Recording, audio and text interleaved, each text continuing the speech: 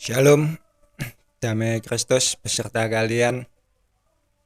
Sorry, videonya saya potong kepepet, kepanjangan.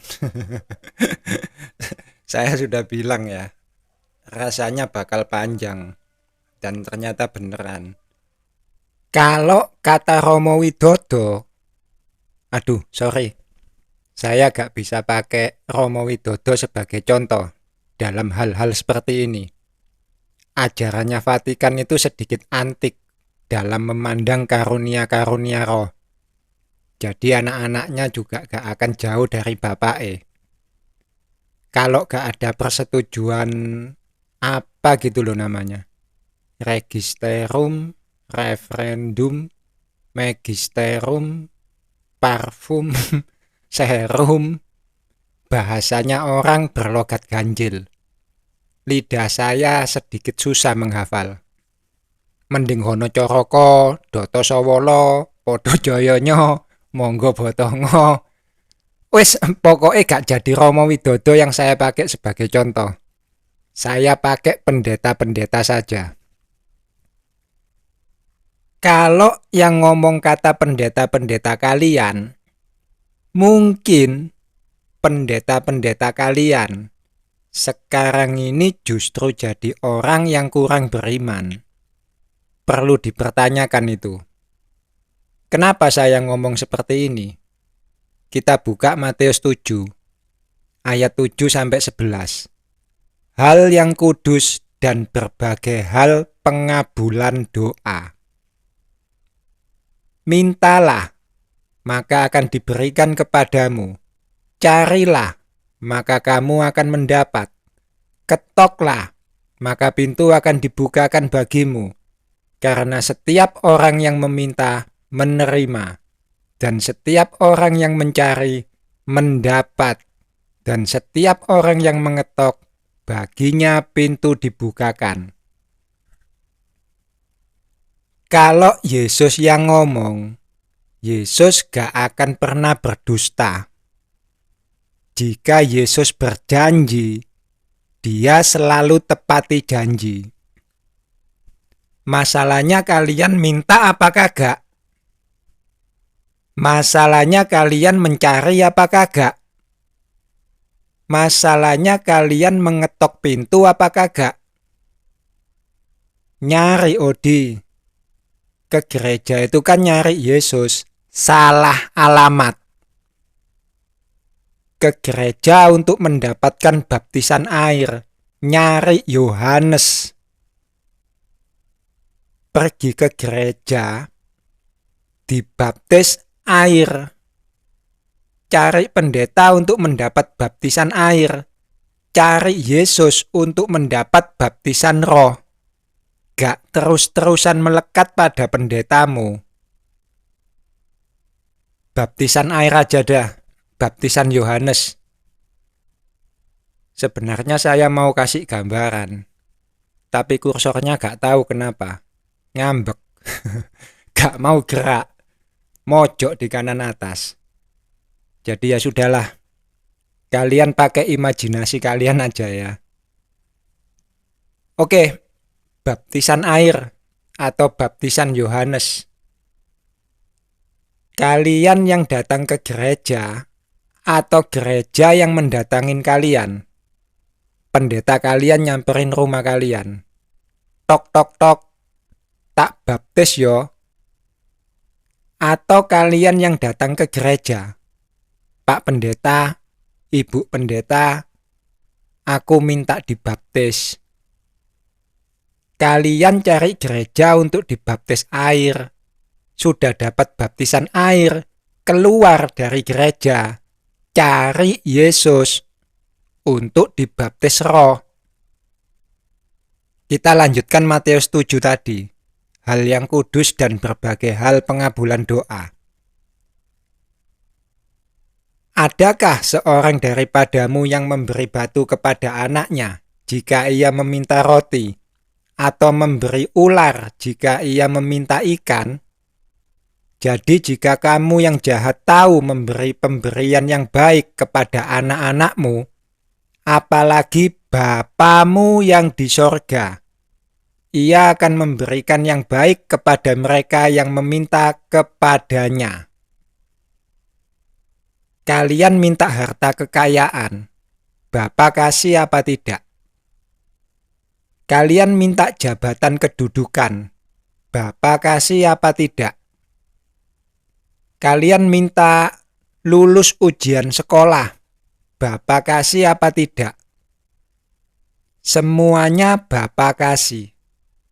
Minta yang sifatnya daging saja, Bapa kasih. Apalagi minta yang sifatnya roh. Saudara-saudari, tolong diperhatikan apa yang Yesus ucapkan. Jadi jika kamu yang jahat tahu memberi pemberian yang baik kepada anak-anakmu, apalagi Bapamu yang di sorga. Kalian garis bawahi ucapan Yesus yang satu ini. Bapamu yang di sorga. Bapa yang di sorga akan memberikan yang baik kepada mereka yang meminta kepadanya. Ini penting saudara-saudariku yang terkasih. Bukan teriak-teriak minta pada Yesus. Yesus, tolong Yesus. Anakku kecepit lawang. Yesus, Yesus, tolong Yesus, pulihkan hidupku. Yesus, Yesus, tolong Yesus, datang padaku dan baptis aku dengan roh. Yesus tidak menuruti kehendak kalian. Yesus itu menuruti kehendak Bapanya yang di surga. Yang memberi itu Bapa. Bapa kalau memberi pasti berfirman. Firman keluar dari mulut Bapa. Maka Yesus datang. Kalau Bapa tidak berfirman, Yesus tidak akan pernah keluar dari mulut Bapa. Kalian teriak-teriak pada Yesus sampai bosok, Yesus gak akan menemui kalian. Sekali lagi saya katakan, yang memberi itu adalah Bapa, bukan Yesus. Bapa kalau memberi, pasti berfirman. Firman itu adalah Yesus. Jadi kalau Bapa memberi, Yesus akan beri. Kalau Bapa tidak memberi, firman tidak keluar, maka Yesus tidak akan pernah memberi. Yesus menuruti kehendak yang mengutus Dia. Yang mengutus siapa? Bapa.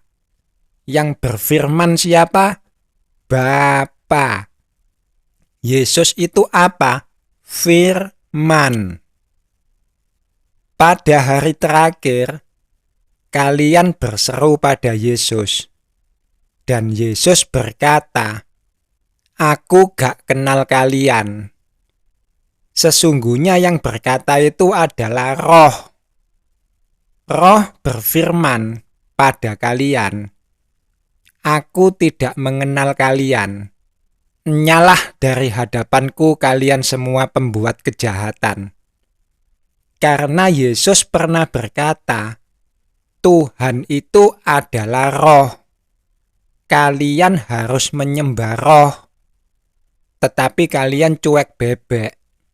Dan justru menjadikan Yesus untuk disembah. Tidak ada seorang pun yang dapat datang kepada Yesus kalau tidak ditarik oleh Bapa. Buka Yohanes 6, 25 sampai 59. Roti hidup. Kalian baca versi lengkapnya. Ayat 44 sampai 45 akan saya bacakan. Tidak ada seorang pun yang dapat datang kepadaku jikalau ia tidak ditarik oleh Bapa yang mengutus aku, dan ia akan kubangkitkan pada akhir zaman. ada tertulis dalam kitab nabi-nabi, dan mereka semua akan diajar oleh Allah. Dan setiap orang yang telah mendengar dan menerima pengajaran dari Bapa datang kepadaku. Ini musimnya menuai, saudara-saudariku. Cari Yesus. Yesus bukan untuk disembah, tetapi didengar. Apa yang Yesus sampaikan? Yesus berkata, Tuhan itu roh, bukan Trinitas. Odi, Trinitas itu memang bukan Tuhan.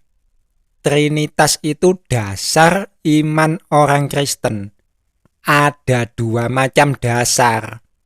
Makanya dengarkan Yesus kalau ngomong. Yang satu mendengar dan melakukan apa yang ia dengar. Yang satu lagi mendengar tetapi tidak melakukan apa yang ia dengar. Perumpamaan 2 orang anak. Matius 21 ayat 28-32. Tetapi apakah pendapatmu tentang ini? Seorang mempunyai 2 anak laki-laki. Ia pergi kepada anak yang sulung dan berkata, Anakku, pergi dan bekerjalah hari ini dalam kebun anggur. Jawab anak itu, Baik, Bapa.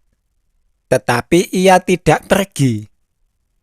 Lalu orang itu pergi kepada anak yang kedua dan berkata demikian juga. Dan anak itu menjawab, Aku tidak mau.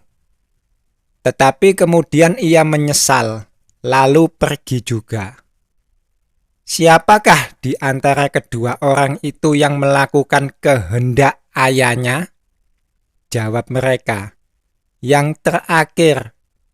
Kata Yesus kepada mereka, Aku berkata kepadamu, sesungguhnya pemungut-pemungut cukai dan perempuan-perempuan sundal akan mendahului kamu masuk ke dalam kerajaan Allah.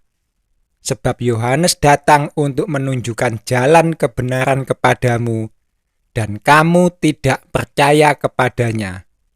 Tetapi pemungut-pemungut cukai dan perempuan-perempuan sundal percaya kepadanya. Dan meskipun kamu melihatnya, tetapi kemudian kamu tidak menyesal dan kamu tidak juga percaya kepadanya. Balik lagi, Yesus berkata, Tuhan itu roh. Apakah kalian menyembah roh atau menyembah firman? Apakah kalian menyembah yang berfirman atau menyembah firman itu? Kalian dengar apa yang Yesus sampaikan, tetapi kalian tidak melakukan apa yang Yesus sampaikan. Justru menyembah Yesus, Sang Firman. Atau yang lebih parah lagi, malah doa di depan patung Santo Antonius, doa di depan patung Maria, doa di depan patung Yesus. Patung yang gak punya roh. Bergerak aja kagak. Mau jalan aja mesti digotong. Sudah saya katakan, Trinitas itu dusta iblis yang paling halus. Agar manusia tidak menyembah roh seperti yang disampaikan dan diajarkan oleh Yesus. Tetapi agar manusia menyembah Yesus, Sang Firman. Halus sekali. Sangat tepat jika iblis dikatakan raja dusta. Jadi kita kembali lagi pada perkara tadi. Karunia-karunia roh. Semua itu bisa diminta. Minta baptisan roh sama minta duit banyak. Mana yang lebih baik? minta bisa bahasa roh sama minta lulus ujian bahasa Arab. Mana yang lebih baik? Minta bisa membedakan macam-macam roh dengan minta bisa menyelesaikan masalah-masalahmu di kantor. Mana yang lebih baik? Minta hal-hal duniawi saja Tuhan kasih, apalagi minta hal-hal rohani. Iya Odi, tapi tetep gak bisa dipaksa. Orang undangan banyak alasan ya gini ini. Buka Matius 15 21-28. Perempuan Kanaan yang percaya. Kalian baca sendiri. Saya hanya mau bertanya. Itu perempuan kira-kira maksa Yesus kagak? Yesus, tolong sembuhkan anakku Yesus. Yesus cuma diem. Yesus, tolong anakku Yesus. Yesus cuma diem. Yesus, anakku Yesus, anakku. Tolong Yesus. Sampai-sampai murid-murid Yesus yang gregetan.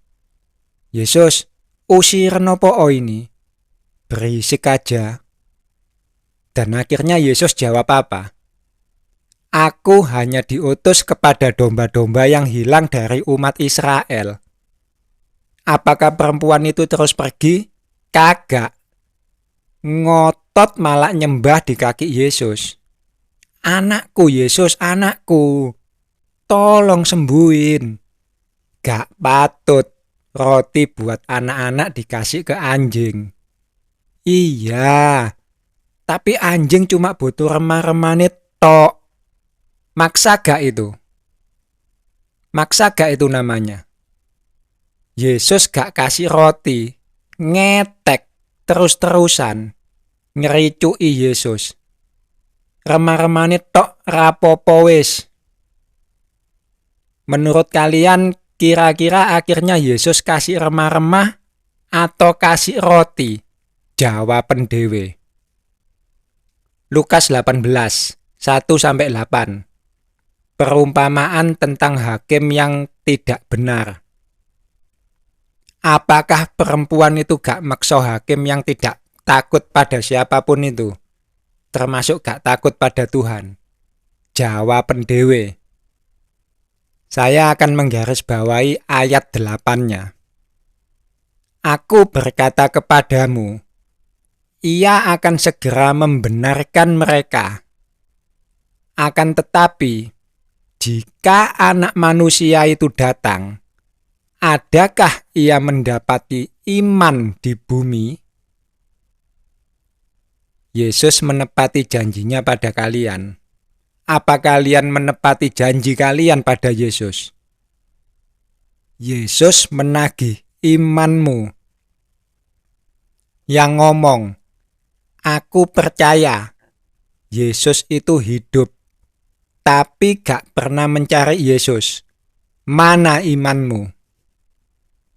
Yang ngomong, aku percaya Yesus itu turun ke dunia, tapi gak pernah mencari Yesus. Mana imanmu? Yang ngomong, aku percaya Yesus itu juru selamat, tapi gak pernah mau dituntun Yesus. Lek dituntun Romo Widodo mau. Mana imanmu? Kita akan ngomong tentang iman. Apa itu iman? Sudah beriman kok masih takut? Emang gak percaya? Kita ngomong tentang rasa takut, iman dan percaya. Sekarang kita akan menjawab pertanyaan saya sendiri. Pergumulan saya sendiri, ketakutan saya sendiri. Bukan setiap orang yang berseru kepadaku, Tuhan, Tuhan, akan masuk ke dalam kerajaan surga, melainkan dia yang melakukan kehendak Bapakku yang di surga.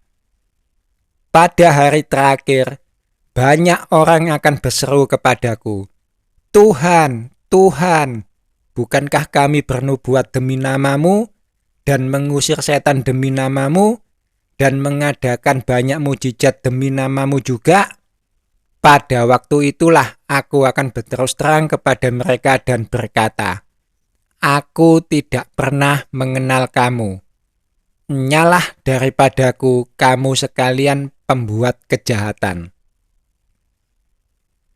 Sebenarnya saya sudah pernah membuat video jawaban tentang pergumulan saya ini. Tapi gak apa, kita akan perjelas lagi di sini.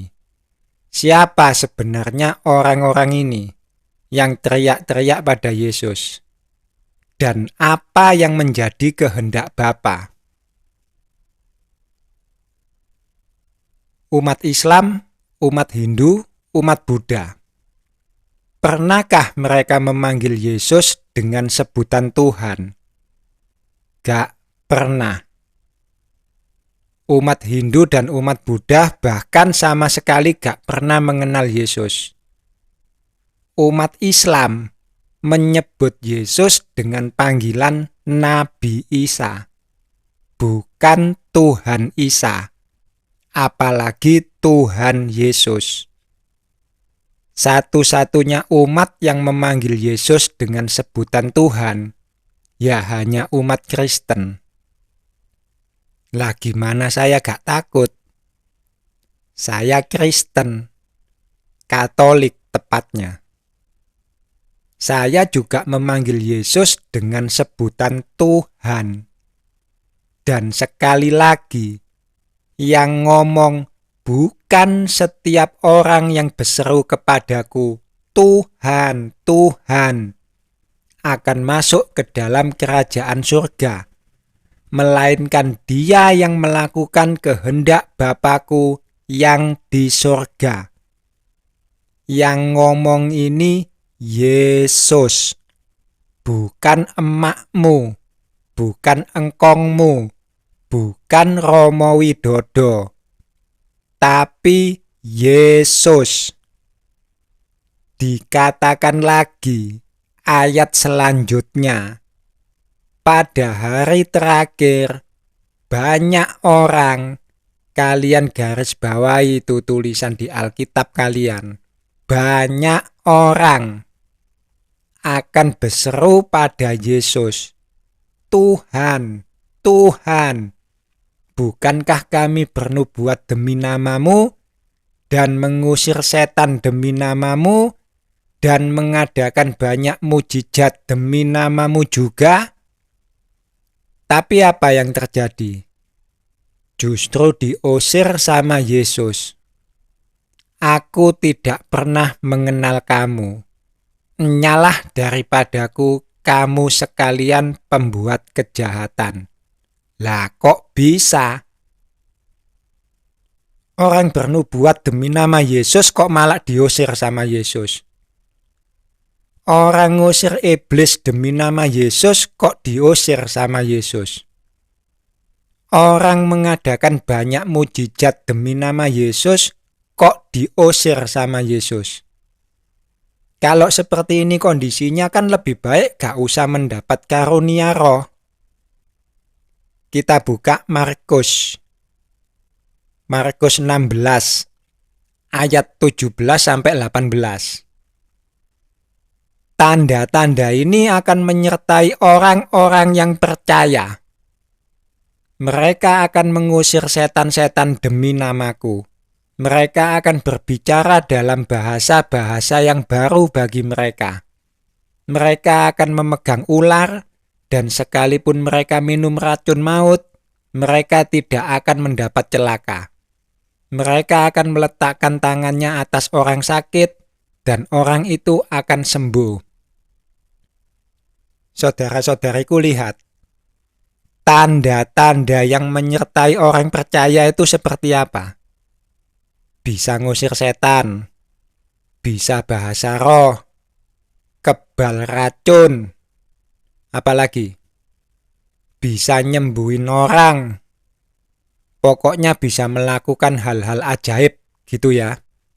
bisa melakukan hal-hal di luar nalar akal manusia. Atau bahasa kerennya, orang-orang yang mendapat karunia roh. Nah, mereka yang mempunyai karunia-karunia roh saja diusir sama Yesus. Bagaimana dengan saya yang gak punya karunia roh? Bagaimana dengan saya yang gak bisa apa-apa? Kan gitu.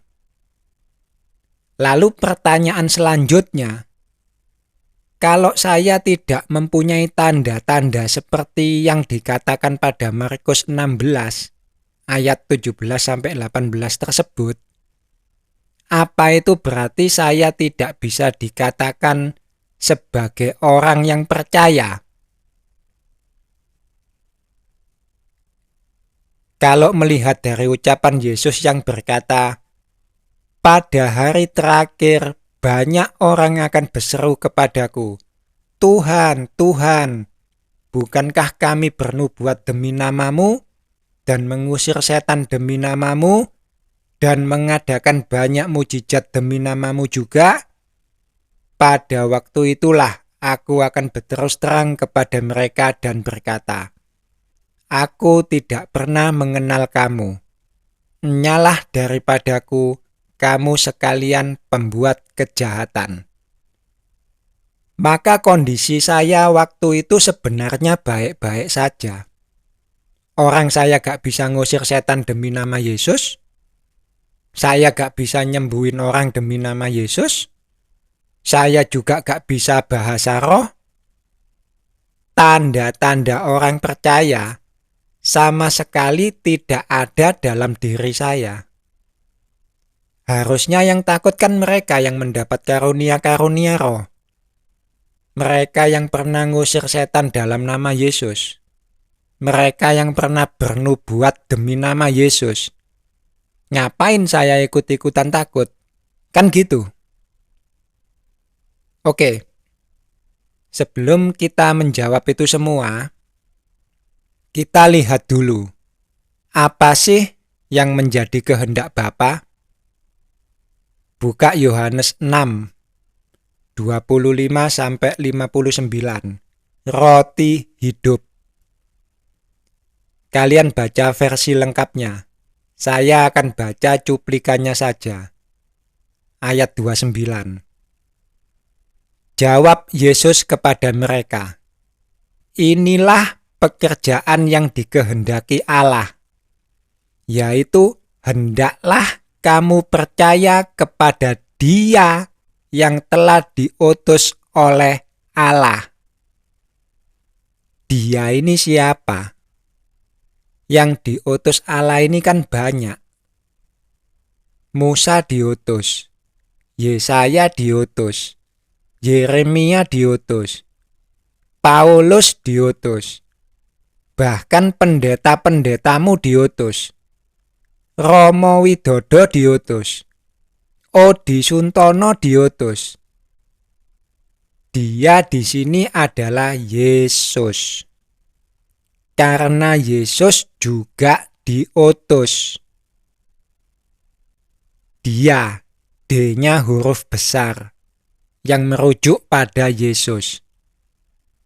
Hendaklah kamu percaya kepada Yesus yang telah diutus oleh Allah. Kalian garis bawahi kata percaya kepada Dia yang telah diutus oleh Allah. Ini adalah jawaban atas pertanyaan, apa yang menjadi kehendak Bapa? Bukan mereka yang berteriak-teriak pada Yesus, Tuhan, Tuhan, yang akan masuk ke dalam kerajaan surga, melainkan mereka yang melakukan kehendak Bapanya Yesus yang di surga, bukan Bapanya Yesus yang di dunia.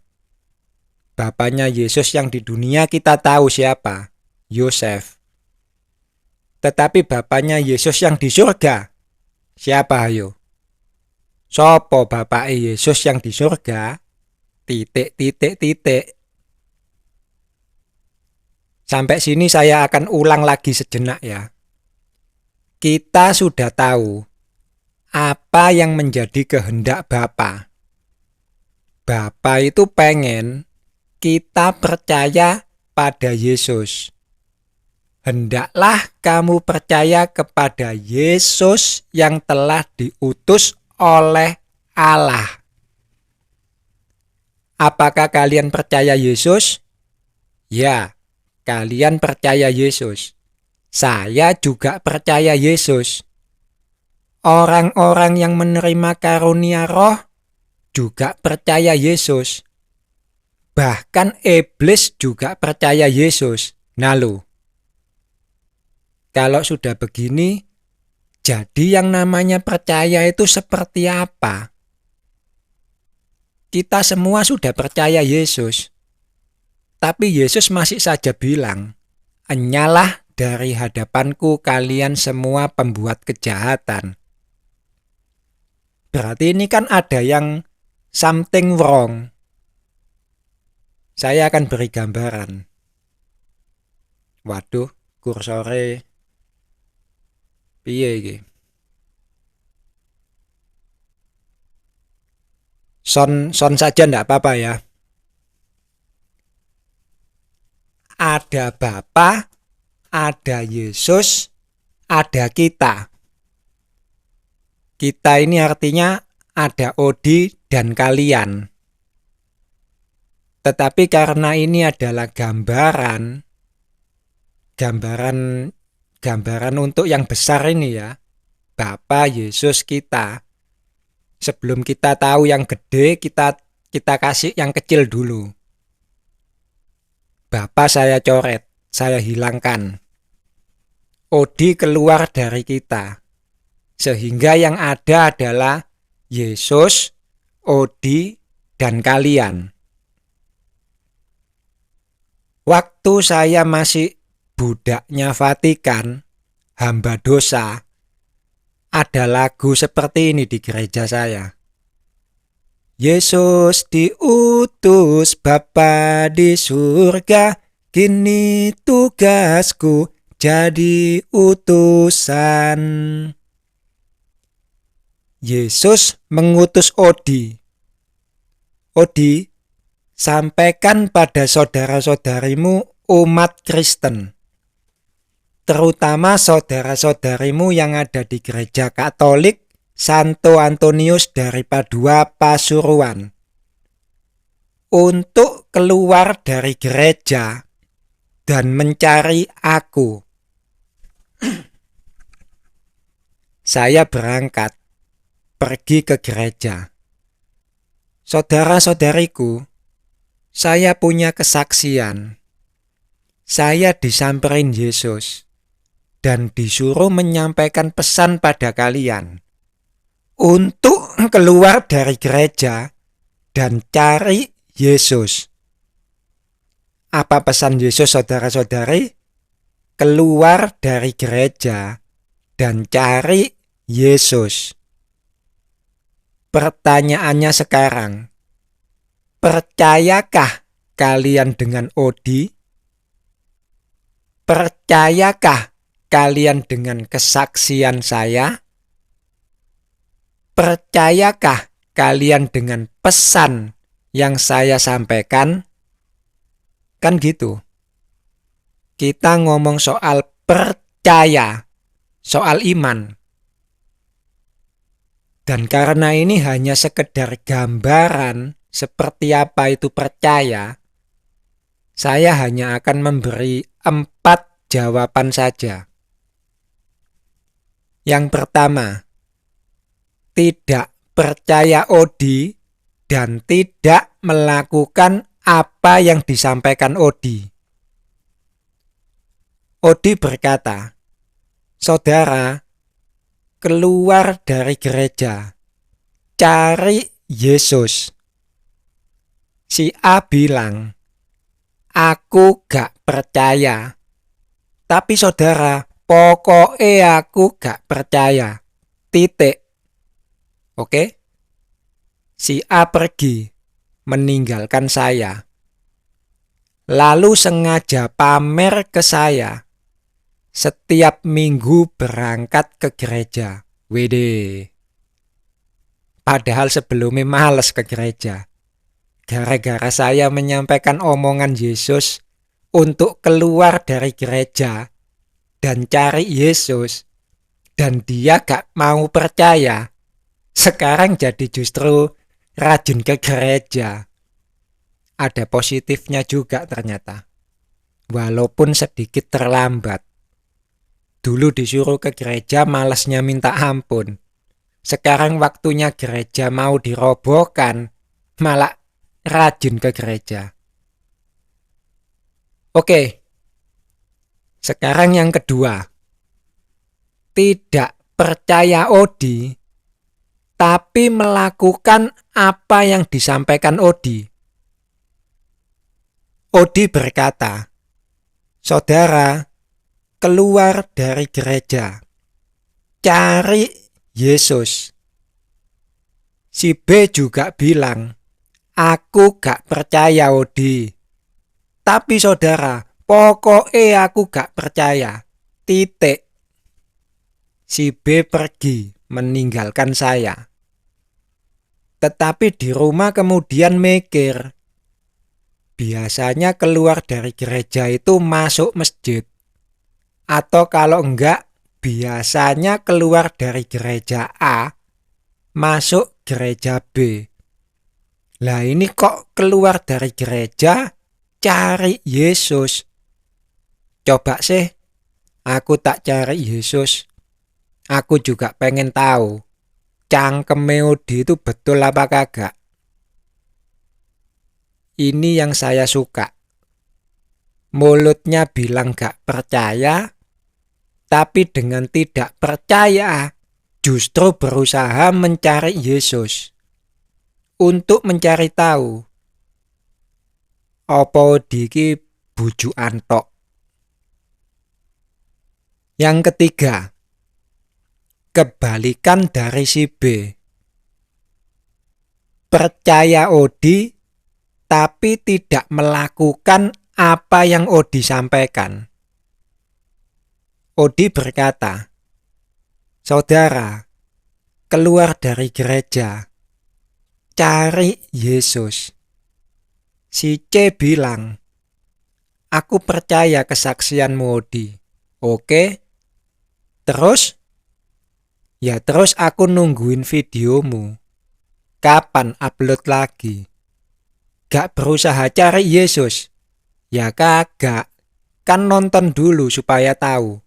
Astaga naga. Yesus pernah berkata, "Untuk apakah engkau pergi ke padang gurun, melihat bulu yang digoyangkan angin? Untuk melihat orang yang berpakaian halus?"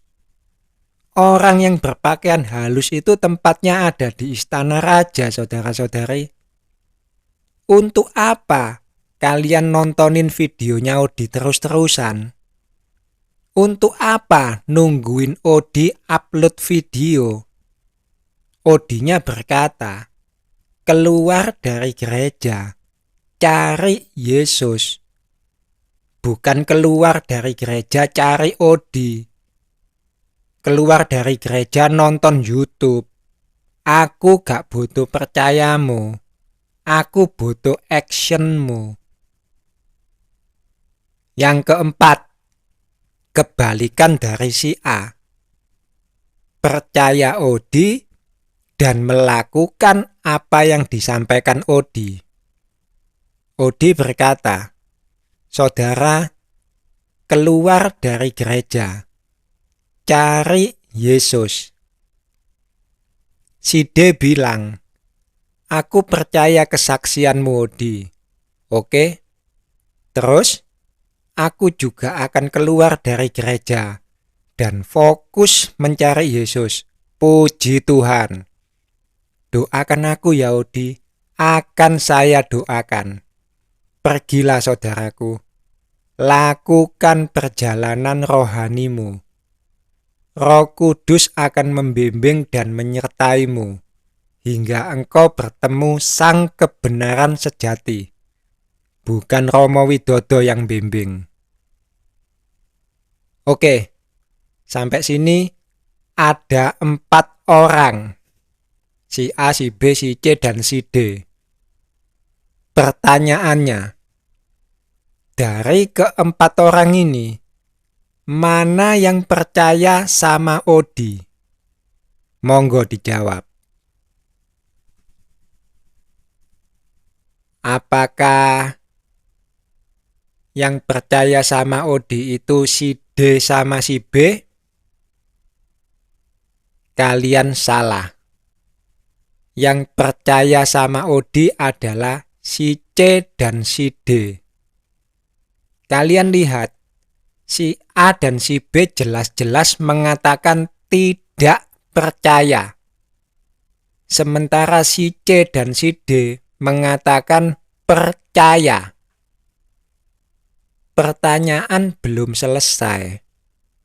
Pertanyaan selanjutnya adalah, siapa yang melakukan kehendak Yesus? Di sini baru terlihat perbedaan. Yang melakukan kehendak Yesus adalah si B dan si D. Bagi Odi Suntono, si A dan si C gak berguna. Walaupun si C mengatakan percaya sama Odi, tetapi si C tidak melakukan kehendak Yesus. Tetapi si B, walaupun dia mengatakan tidak percaya Odi, tetapi si B melakukan kehendak Yesus. Antara si B dan si C ini, Yesus menggambarkannya dengan sangat baik lewat perumpamaan 2 orang anak. Buka Matius 21 ayat 28 sampai 32. Kalian baca itu kitab suci. Kalian baca itu firman Tuhan. Jangan hanya nonton YouTube tok isone. Kalian baca, kalian renungkan, kalian pahami, kalian lakukan. Kalau gak ngerti, cari Yesus. Tanya pada Yesus, belajar pada Yesus. Baru berkoar-koar di YouTube. Berproseslah, jangan instan. Gak ngerti nonton YouTube rohani. Ngerti sauprit, langsung ikut berkoar-koar di YouTube. Berproseslah saudara-saudariku. Jangan jadikan YouTube sebagai gurumu, tapi undang Yesus menjadi gurumu, personal. Kita balik lagi si A, si B, si C. Kita lanjutkan. Percaya itu seperti apa? Odi tidak berkata-kata dari dirinya sendiri. Tetapi Yesus yang mengutus Odi. Dialah yang memerintahkan Odi untuk mengatakan apa yang harus Odi katakan dan apa yang harus Odi sampaikan pada kalian. Odinya gak penting. Apa yang disampaikan Odi itu yang lebih penting. Tetapi apa yang akan disampaikan Odi gak akan sampai kalau Odinya gak ada. Yesus bilang A ke Odi. Odi menyampaikan A kepada kalian. Kalian melakukan A. Kalian melakukan kehendak Yesus, bukan kehendak Odi. Odi percaya kalau Yesus itu diutus Bapa. Karena Odi percaya bahwa Yesus diutus Bapa, maka ketika Yesus berkata A kepada Odi dan Odi melakukan A, maka Odi melakukan kehendak Bapa, bukan kehendak Yesus. Yesusnya gak penting. Apa yang disampaikan Yesus itu yang penting. Tetapi apa yang akan disampaikan Yesus gak akan sampai pada Odi kalau Yesusnya gak ada. Percaya dan yakini dulu bahwa Yesus itu ada. Percaya dan yakini dulu bahwa Yesus itu nyata. Percaya dan yakini dulu bahwa Yesus itu hidup. Percaya dan yakini dulu bahwa Yesus itu turun ke dunia untuk kalian. Apa tanda kalian percaya bahwa Yesus itu turun ke dunia untuk kalian? Apa tanda kalian percaya bahwa Yesus itu ada? Apa tanda bahwa kalian percaya Yesus itu hidup? Baptisan air. Baptisan air adalah tanda bahwa kalian percaya Yesus. Tapi baptisan air saja gak cukup. Orang yang lahir baru itu harus lahir dari air dan roh. Yesus perlu bukti bahwa kalian benar-benar percaya Dia. Kalian sudah dibaptis dengan air. Sekarang bagaimana caranya mendapat baptisan roh? Ya mencari Yesus. Datang ke Yesus. Kan tadi katanya percaya kalau Yesus itu turun ke dunia. Kan tadi katanya percaya kalau Yesus itu hidup. Kan tadi katanya percaya kalau Yesus itu ada, nyata, real. Buktikan itu pada Yesus. Jangan bisanya hanya berkoar-koar. Aku percaya Yesus. Ketika kalian benar-benar berhasil bertemu dengan Yesus, kalian akan dibaptis roh. Karena hanya Yesus satu-satunya yang bisa membaptis dengan roh. Yohanes hanya bisa membaptis dengan air. Jadi gak ada orang yang bisa bohong pada Yesus. Ngaku murid Yesus tapi gak pernah duduk mendengar Yesus khotbah. Ngaku pengikut Yesus tapi gak pernah membiarkan dirinya dibaptis oleh Yesus.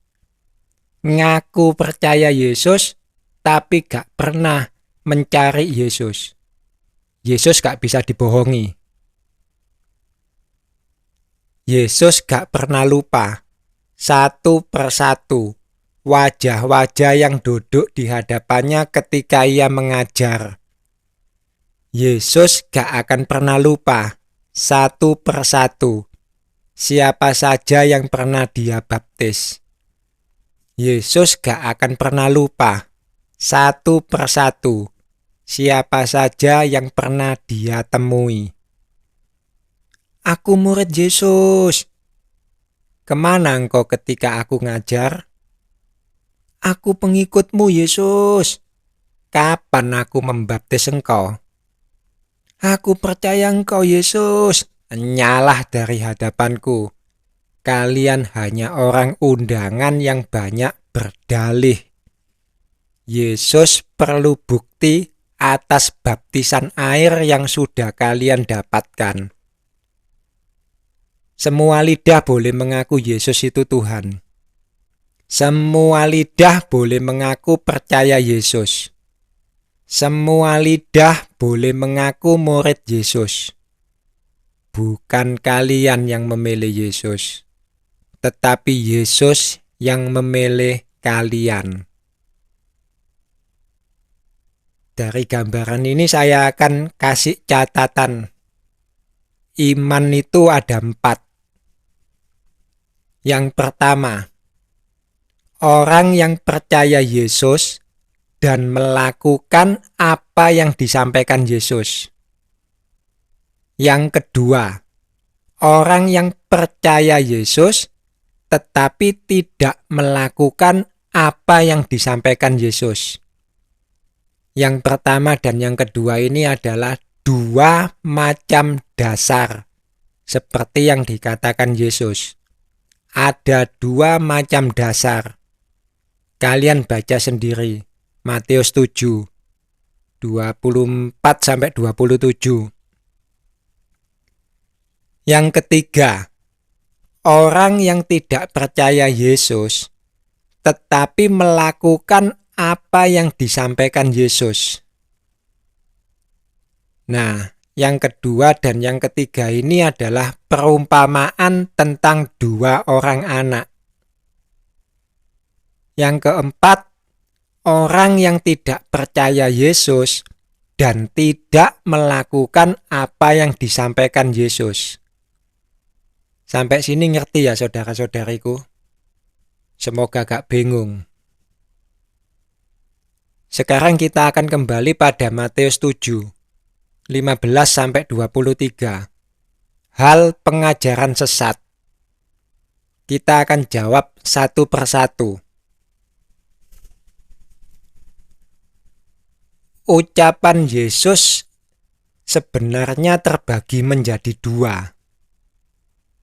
Yang pertama, bukan setiap orang yang berseru kepadaku, Tuhan, Tuhan, akan masuk ke dalam kerajaan surga, melainkan dia yang melakukan kehendak Bapa-Ku yang di surga. Ini ucapan Yesus yang pertama. Ucapan Yesus ini ditujukan untuk mereka semua yang lidahnya mengaku Yesus adalah Tuhan. Sekali lagi, ucapan Yesus yang mengatakan, bukan setiap orang yang berseru kepadaku, Tuhan, Tuhan, akan masuk ke dalam kerajaan surga, melainkan dia yang melakukan kehendak Bapa-Ku yang di surga. Ini ditujukan untuk mereka semua yang lidahnya mengaku Yesus adalah Tuhan.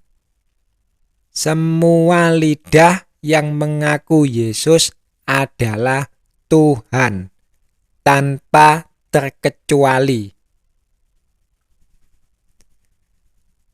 Saya memang tidak bisa bahasa roh. Tidak bisa nyembuhin orang demi nama Yesus. Tidak bisa ngusir setan demi nama Yesus. Intinya, tanda-tanda orang percaya tidak ada sama sekali dalam diri saya. Oke? Tapi lihat kembali apa yang dikatakan Yesus. Ayat 21-nya.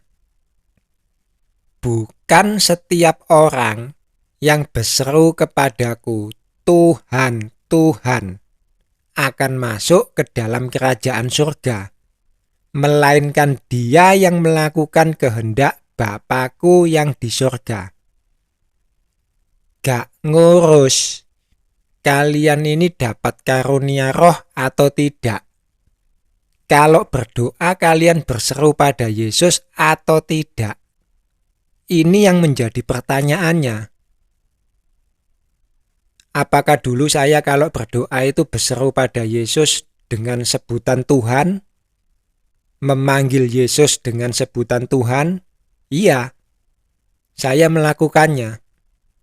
Setiap kali saya berdoa, saya selalu berseru pada Yesus. Dan setiap saya berdoa menyebut nama Tuhan, di otak saya, di hati saya, di pikiran saya, di seluruh jiwa raga saya, yang muncul adalah Yesus. Pertanyaan selanjutnya, apakah hal ini bertentangan dengan kehendak Bapa? Kita akan bicara tentang Trinitas, betul. Dan jawaban Yesus pada saya tentang Trinitas juga sudah pernah saya buat videonya. Tapi gak apa-apa, kita akan perjelas lagi. Tapi nanti, sekarang kita fokus di ayat ini saja dulu. Bukan mereka yang berteriak-teriak, Yesus, Yesus, kan aku udah percaya engkau Yesus, kok gak masuk kerajaan surga? Bukan Yesusnya yang membuat kalian masuk kerajaan surga. Sudahkah kalian melakukan apa yang Yesus sampaikan? Sudahkah kalian melakukan kehendak Bapa? Apa yang menjadi kehendak Bapa kan kita sudah ketahui, yaitu percaya pada Yesus. Percaya pada Yesus ada 3 macam. Seperti yang sudah saya kasih gambaran tadi. Ada si A, B, C, D. Si A gak percaya, si B gak percaya, si C percaya, si C percaya. Si D percaya. 3 macam yang ngomong percaya ini. Si B ngomong gak percaya, tapi kemudian dengan tidak percaya itu dia mencari Yesus. Si B ngomong percaya, tapi mentelengi YouTube-nya saya terus-terusan, gak mau cari Yesus. Yang si D percaya dan cari Yesus. Dari ketiga ini, kalian ini masuk yang mana?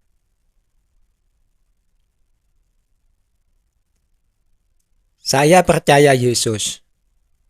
Tetapi saya kalau berdoa di depan patung Yesus, di depan patung Maria, di depan patung Santo Antonius, di depan kayu bentuk salib, di depan besi bentuk salib, apakah saya percaya Yesus? Iya, saya percaya Yesus, saudara. Jangan pernah katakan saya bukan orang yang percaya Yesus. Saya percaya Yesus. Akan tetapi, apakah saya ini melakukan kehendak Bapa? Ini yang penting. Dan jawabannya tidak. Saya tidak melakukan kehendak Bapa, tetapi melakukan kehendak Vatikan, melakukan kehendak kerajaan iblis. Balik lagi kita buka Matius di awal yang kita baca, Matius 7, 15-23, hal pengajaran sesat. Ayat 15 kita baca. Waspadalah terhadap nabi-nabi palsu yang datang kepadamu dengan menyamar seperti domba, tetapi sesungguhnya mereka adalah serigala yang buas. Berdoa di depan patung. Yang ngajar ini Vatikan, bukan Yesus.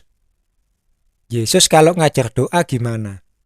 Masuk kamar, tutup pintu, doa Bapa kami. Matius 6, 5-15, hal berdoa. Kalian baca sendiri. Yesus kalau ngajar sederhana sekali, saudara-saudariku, gak ribet.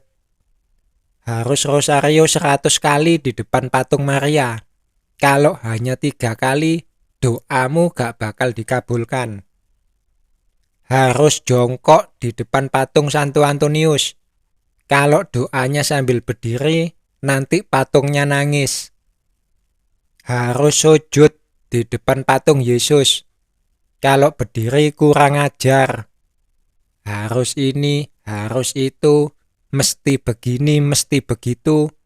Harus lakukan ini, harus lakukan itu. Ribet.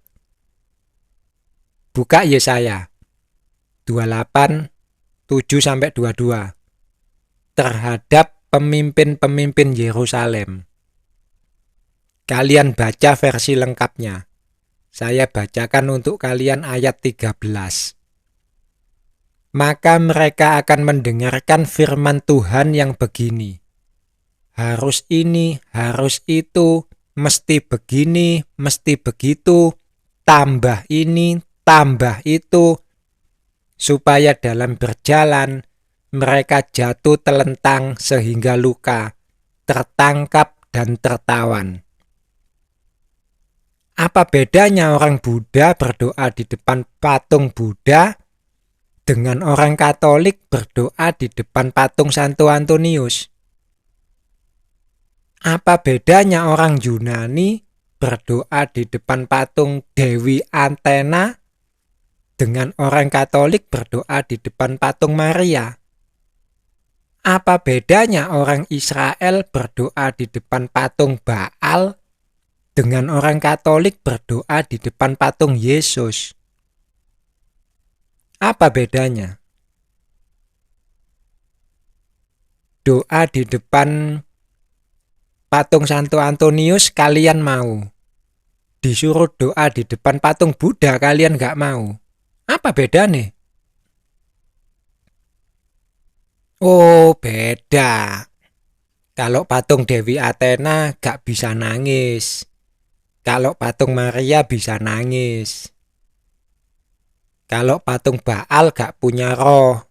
Kalau patung Yesus punya roh. Sopo sing ngomong?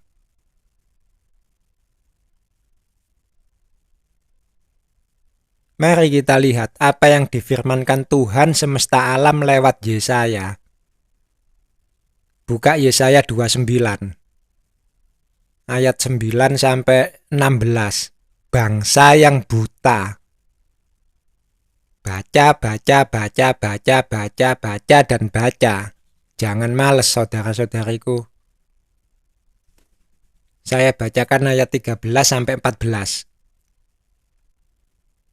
Dan Tuhan telah berfirman, oleh karena bangsa ini datang mendekat dengan mulutnya dan memuliakan aku dengan bibirnya, padahal hatinya menjauh daripadaku, dan ibadahnya kepadaku hanyalah perintah manusia yang dihafalkan. Maka sebab itu, sesungguhnya aku akan melakukan pula hal-hal yang ajaib kepada bangsa ini, keajaiban yang menakjubkan. Hikmat orang-orangnya yang berhikmat akan hilang, dan kearifan orang-orangnya yang arif akan bersembunyi. Puji Tuhan, saya katakan, hikmat orang-orangnya yang berhikmat akan hilang. Puji Tuhan. Jadi saudara-saudariku yang terkasih, jika saya berdoa di depan patung Yesus, apakah saya melakukan kehendak Bapa? Sama sekali tidak. Apa yang diajarkan Yesus, itulah yang menjadi kehendak Bapa. Dan Yesus gak pernah mengajarkan kita untuk berdoa di depan patung. Patung apapun. Vatikan yang mengajarkan, bukan Yesus. Vatikan tidak bicara tentang kerajaan surga, tetapi kerajaannya sendiri dengan mengatasnamakan Yesus, serigala berbulu domba. Hati-hati dengan ajaran Vatikan. Dan Trinitas adalah salah satu ajaran Vatikan. Bahkan menjadi dasar ajaran Vatikan. Sekali lagi, Trinitas itu menjadi dasar ajaran Vatikan. Kalian yang Protestan, hati-hati. Jangan pernah merasa kalian sudah bebas dari jerat Vatikan. Tanyakan pada diri kalian sendiri, dasar imanmu itu apa? Kalau enggak ngerti, cari Yesus. Tanya pada Yesus. Trinitas itu apa? Sekarang mari kita telusuri apa yang membuat hati saya gelisah waktu itu. Ada sesuatu yang gak beres tentang Yesus dalam hati saya.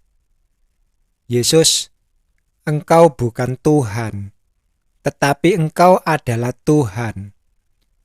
Setiap saya berdoa menyebut nama Tuhan, di otak saya, di hati saya, di pikiran saya, di seluruh jiwa raga saya, yang muncul adalah Yesus. Dan saya mulai tidak suka. Ini ada yang gak beres. Ada something wrong yang tidak bisa saya jelaskan. Dan ini sangat mengganggu sekali. Lalu apa kata Yesus? Yohanes 4 ayat 1-42. Percakapan dengan perempuan Samaria. Tuhan itu roh. Kalian baca semua pelan-pelan saja. Pahami benar-benar. Kalau gak ngerti, cari Yesus. Tanyanya ke Yesus. Jangan tanya saya. Saya gak ngerti apa-apa.